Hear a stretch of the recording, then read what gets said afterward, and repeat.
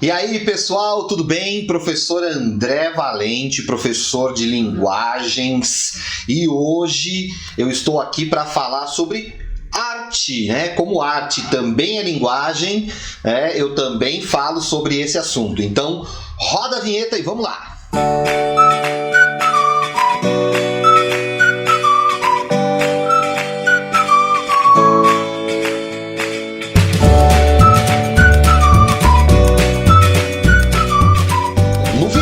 Eu vou falar sobre a chamada arte pré-histórica, né? Então a primeira coisa que a gente precisa definir aí, quando nós falamos de pré-história, nós estamos falando do período anterior ao surgimento da escrita. Quando os documentos, né, que são analisados para falar desse período são outros que não textos escritos, né? São pinturas, são esculturas, são vestígios, né, das antigas civilizações que viveram durante esse período e que já desenvolveram aí as primeiras formas de linguagem e, ao mesmo tempo, as primeiras formas de arte. Essas coisas todas elas aconteceram juntas ao mesmo tempo, então não dá pra gente separá-las, tudo bem?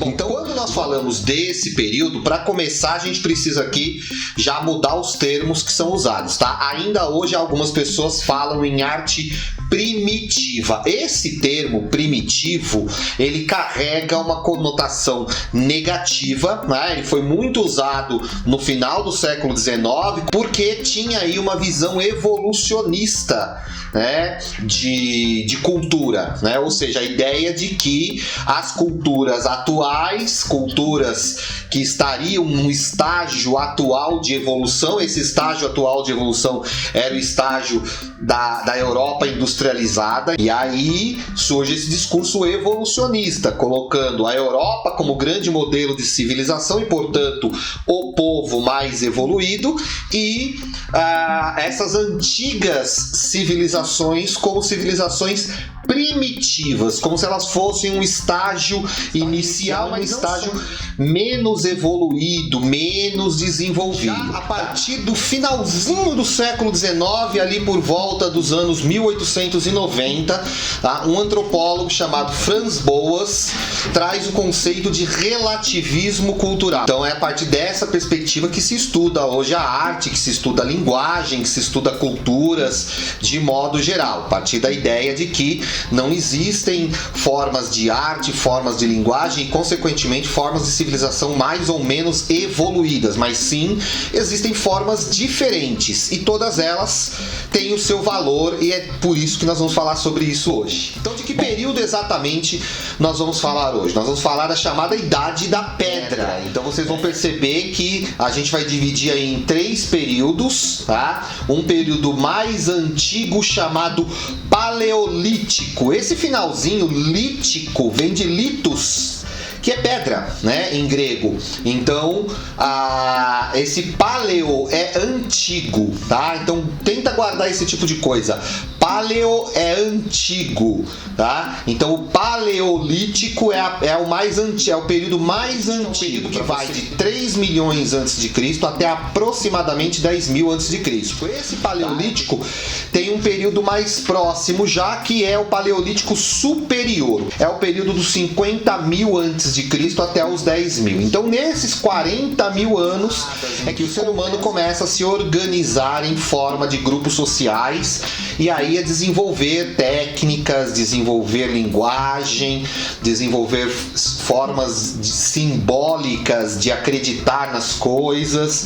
Então ali começa a surgir o que hoje nós chamamos de religião, enfim, todas essas coisas, religiões, artes, civilizações, elas vão se formando ao mesmo tempo. Bom, como é que eram essas primeiras civilizações, né? Essas primeiras civilizações, elas viviam ainda, eram nômades, né? Então eles mudavam de lugar para lugar de acordo com as mudanças climáticas, de acordo com a necessidade de alimento, a necessidade de proteção contra as intempéries, o frio. Essas primeiras civilizações foram as que desenvolveram as primeiras formas de representação simbólica, ou seja, as primeiras formas de linguagem, tá? Ao representar, por exemplo, os animais, né, nos tetos de cavernas, nas pedras, acreditavam que havia ali um poder criador, um poder mágico, que fazia com que eles pudessem ter melhores resultados aí na caça, na pesca. Então a gente, né, os estudiosos aí concluíram que havia uma concepção mágica nessas formas de arte. Então aí nós vemos aí algumas pinturas, né, como essas que estão aparecendo aí para vocês, né? Aí nós temos aí a Gruta de Chauvet, né, na França, que tem pinturas de aproximadamente aí 28 ou 30 mil anos, tá? A Gruta de Lascaux também na França, né, 16 mil a 12 mil anos ali. E a Gruta de Altamira na Espanha ali, com pinturas de aproximadamente 16, 15, 14 mil anos, tá? O que a gente consegue observar que há em comum nessas pinturas, né? Um naturalismo. O que a gente está chamando de naturalismo aqui?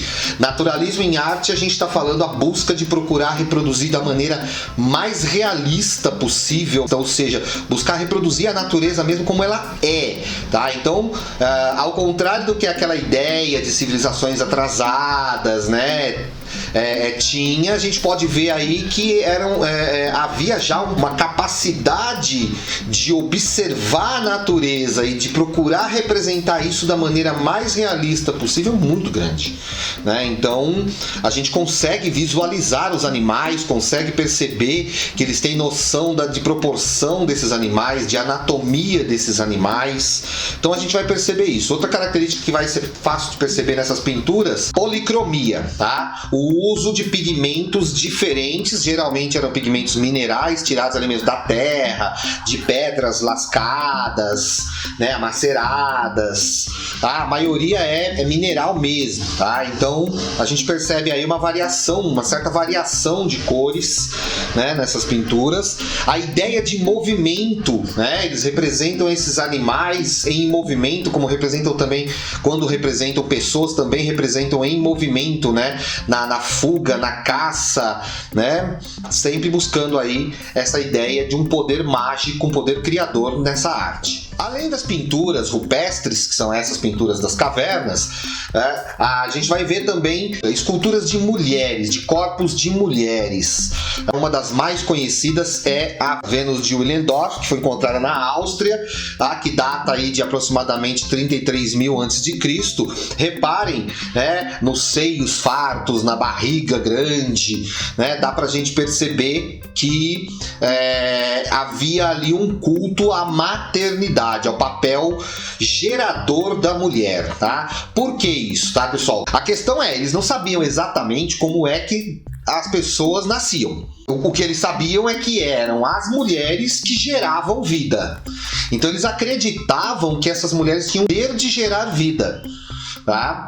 E se essas mulheres tinham o poder de gerar vida, elas eram iguais aos poderes que geraram tudo, né? E se elas têm o poder de gerar vida, eles acreditavam que elas também tivessem o poder de tirar a vida, né? Então, se essas mulheres eram tão poderosas, elas mereciam ser cultuadas, mereciam ser respeitadas. Então, as mulheres tinham nessas civilizações passadas um papel importantíssimo, um papel que era mesmo de preservação da vida, tá? Então, por isso elas eram cultuadas e muito respeitadas. Então, é por isso que vão ser encontradas ali várias representações de mulheres e sempre com essa característica, né? Seios fartos, barriga grande. Por quê?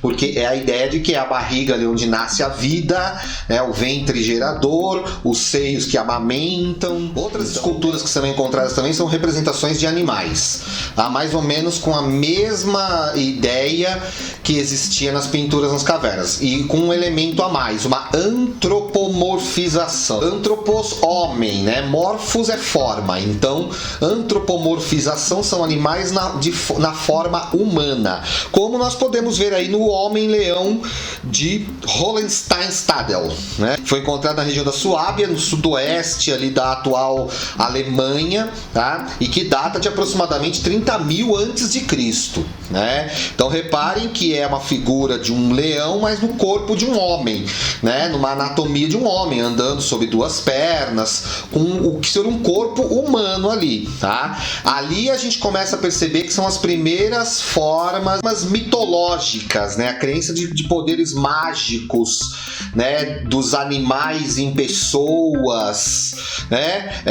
Essas representações também poderiam ser amuletos que eram carregados justamente para dar às pessoas que o carregavam os poderes desses animais. Então, como a gente consegue ver aí, né, no mamute de Vogelsberg, também da região da atual Alemanha, a mesma região do homem-leão, né, mais ou menos da mesma época, 30.000 ali antes de Cristo, né, esse bisonte de Madeleine na França, né, de aproximadamente 12.000 antes de Cristo.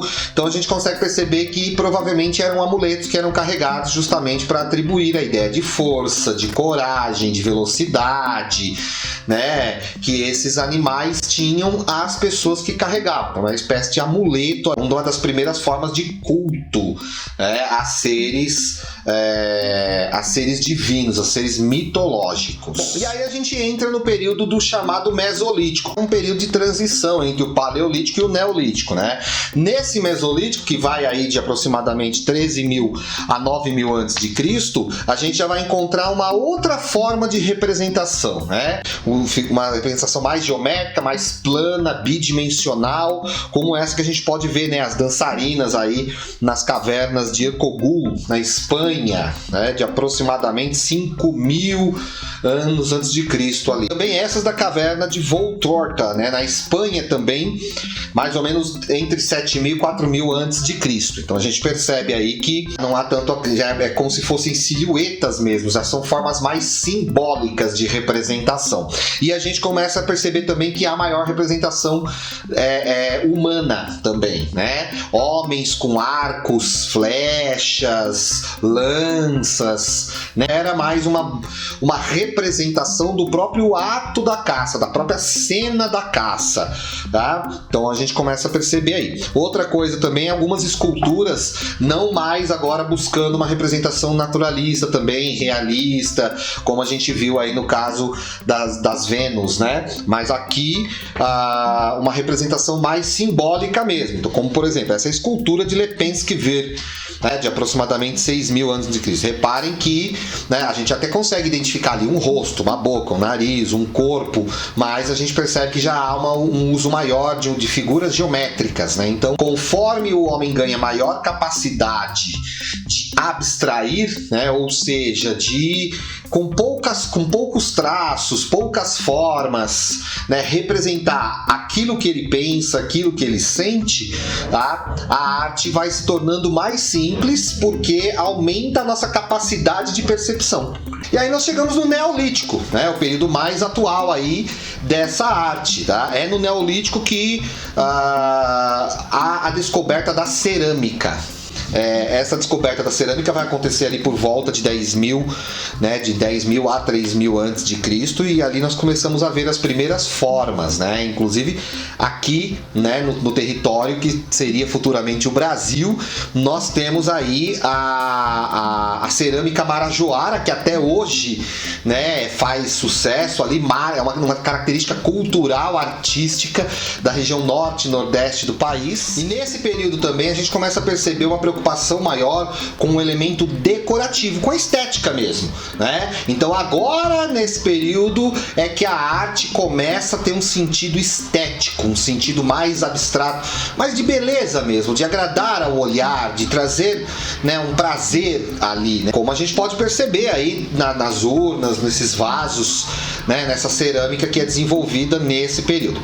É nesse período também, tá, no Neolítico, que começam a surgir as primeiras construções arquitetônicas. Por quê? Porque agora a humanidade começa a se estabelecer, tá? Começa a se estabelecer, começa a dominar melhor a tecnologia, né? Dominar melhor os elementos da natureza, né? As primeiras técnicas de plantação, né, formas de de domesticar animais. Por quê? Porque conforme o homem vai se estabelecendo, ele vai perceber, ele vai começando a entender os ciclos da natureza e vai procurando meios de não precisar mais fugir a cada mudança dos ciclos da natureza, mas sim de encontrar formas de sobreviver a cada mudança da natureza. É aí que se desenvolve a tecnologia e é aí também que vai começar a se desenvolver a linguagem, porque essas pessoas começam a conviver ali e precisam se entender, precisam organizar a sociedade, precisam criar códigos para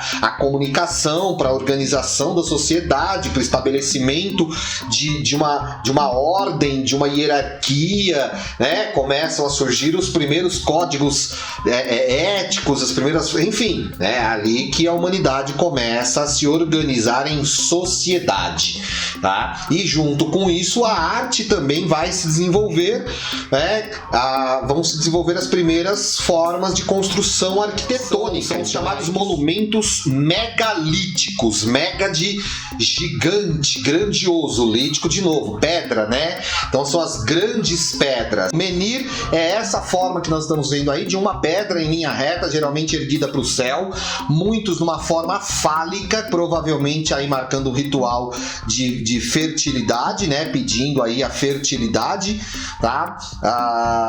Os cromeleques são essa forma já mais circular, com pedras em que há também uma pedra colocada na horizontal, no alto de duas pedras na vertical, geralmente tinha essa forma circular, tá? E provavelmente estava marcado aí a cultos aos mortos, a rituais funerários, a lugares para estabelecer esse tipo de culto aos antepassados também. E os primeiros dolmens, que, como a gente vê aí, eram já construções como cavernas mesmo, né? Provavelmente aí serviam tanto para eram construções que serviam tanto para túmulos, para depositar mesmo ali os cadáveres, protegendo eles ali, como também vão dar ideia depois para o surgimento das primeiras moradias, as primeiras casas, né? Então, gente, era isso que eu queria falar hoje. Esse foi o nosso primeiro vídeo aí sobre o tema da história da arte, tá? A gente volta com outros vídeos. Ativa a sinetinha para você receber notificações dos próximos vídeos. Assina o nosso canal, curte, comente, dê sugestões de vídeos, compartilhe com os amigos para que mais gente possa ter acesso a esse conhecimento. E a gente se vê no próximo vídeo. Um grande abraço.